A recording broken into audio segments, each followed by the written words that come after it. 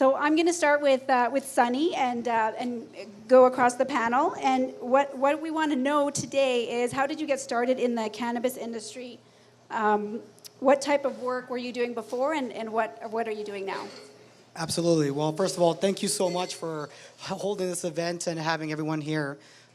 Like it was mentioned, I represent one of the oldest general contractors in Western Canada, and we've been predominantly in the oil and gas industry for a very, very, very long time. And we've realized and been watching and adapting into this new segment of cannabis and just seeing the regulations and the framework in the industry. And we realized that real estate is going to be king in this industry, and there's going to be regulations.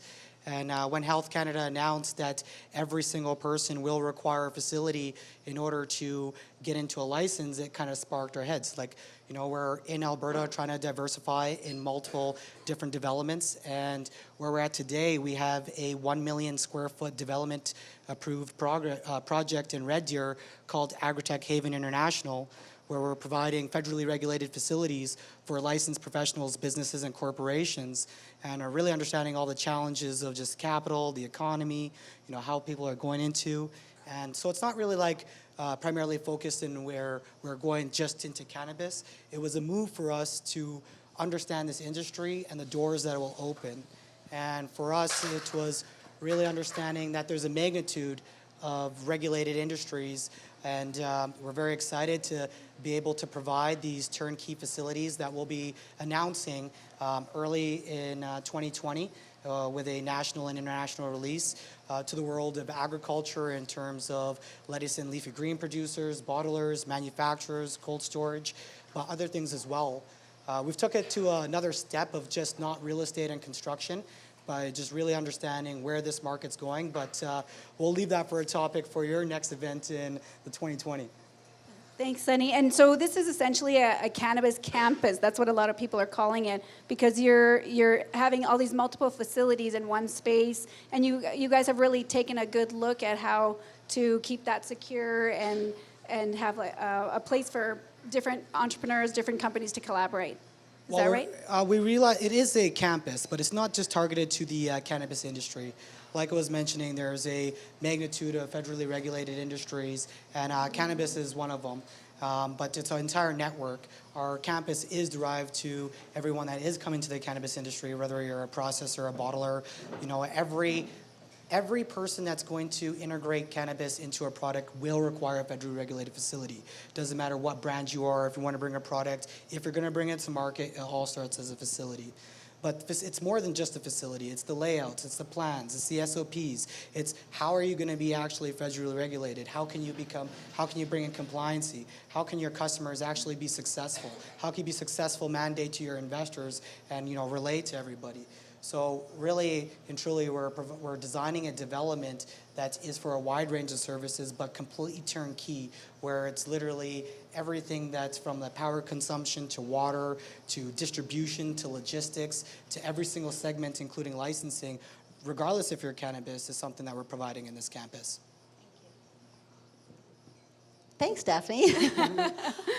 So I'm with McLeod Law. I'm a partner. We're a multi-service firm. We're regional, basically, primarily in Calgary. We are very entrepreneur-driven, and so before this, our focus, my focus particularly has been capital markets, helping entrepreneurs to raise capital, really from early stage on to growth, and then possibly exit through an IPO.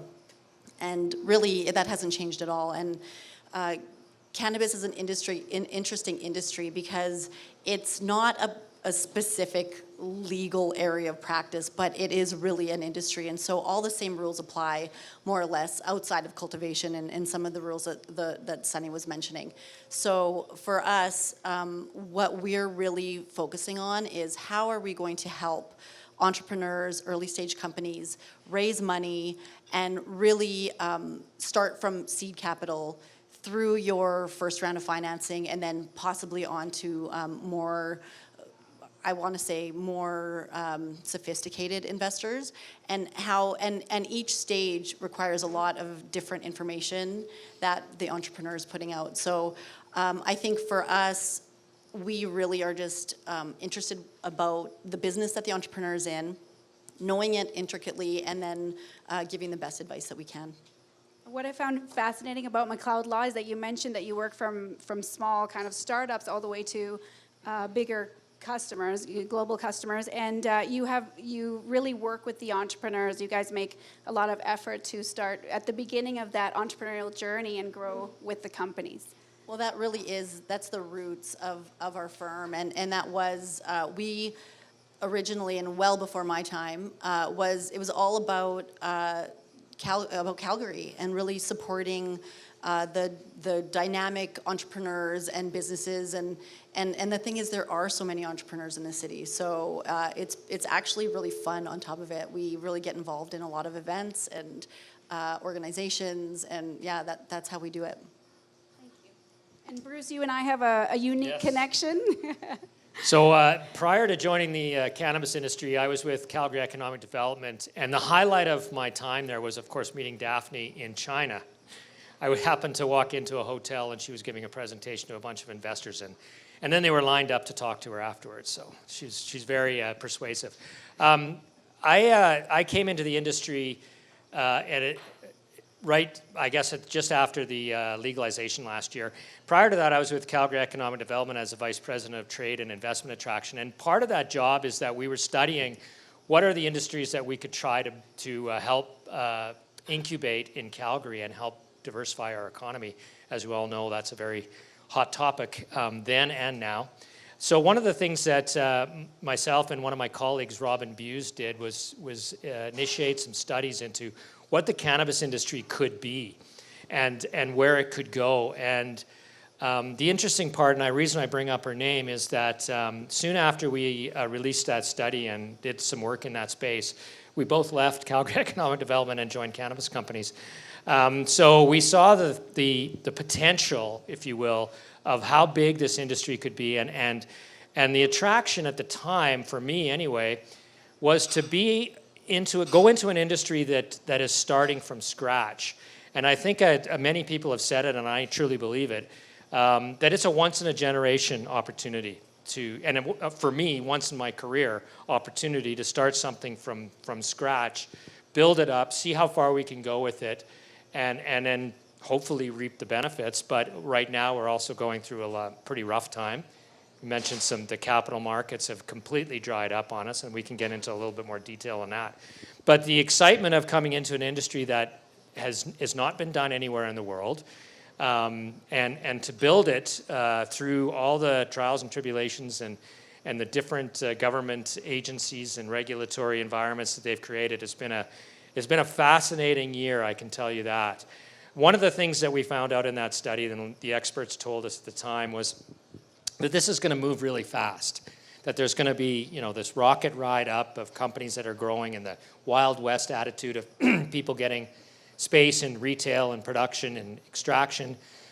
And then there's going to be a period of consolidation. Well, the experts we talked to at that time said that would take 2 years. And we're now just over a year, and it's happening fast. I don't know if anybody saw this morning, Deloitte announced they just took over cannabis compliance, which is probably the biggest regulatory firm in the country. So things are happening really fast. We've had lots of Tilray took over 420 here. We've got all these, the beverage companies are coming into the space. We've got a few of the bad old big tobacco companies coming into the space. And we have, a bunch of things happening. The Fire and Flower, for example, another really successful Alberta company being 50% takeover by Couche-Tard, the convenience store people. So it's growing and maturing at a much faster rate than anybody expected. But it's still exciting, and it's a fun place to be in right now, even though we're not really sure what's going to happen over the next few months. And Bruce, we were talking about how strong Alberta is on the whole Canadian scale, that Right. Alberta's really a leader in a lot of areas. Yeah, Alberta, the interesting part, and we're a company that, sorry, I should have introduced my company at the beginning. We're a cultivator. We're building a 130,000 square foot cultivation facility in North Battleford, Saskatchewan. We're also a extractor and processor. We have a facility here just off Blackfoot Trail that's now licensed and operational. And we're a retailer. We have 3 stores in the Saskatoon region. We have 1 store here in Calgary, and we've got a bunch of stores in development, including in the Palace Theatre just down the way here. Their stores are called Prairie Records, if you might have heard of them. We've won a lot of awards for this brand concept that we're doing.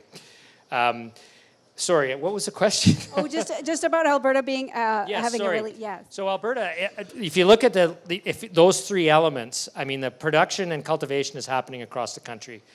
The processing has been very spotty. There's a few players in BC and Ontario, and then we have our facility here. And then the retail has been a patchwork of, how do I put it, from a dumpster fire in Ontario and a slight smoldering dumpster fire in British Columbia to Alberta, where we have 330 plus licensed stores now, and a government that's actually bringing in hundreds of millions of dollars in taxes. So yes, Alberta is absolutely the leader in that space. So kudos to the government, although it was a very slow start. If you remember, we started out of the gate for a month, and then suddenly, boom, a moratorium on stores, and that lasted 6 months, and there was a lot of people lost a lot of money over that. But once they got past that, got past this shortage, things have been really looking up, and Alberta is definitely leading the country. In fact, the numbers from StatsCan just came out the other day, and we are slightly behind Ontario in terms of total gross sales, retail sales of cannabis. And if you consider there's almost 4 times as many people in Ontario than there is in Alberta, it's a positive story for sure.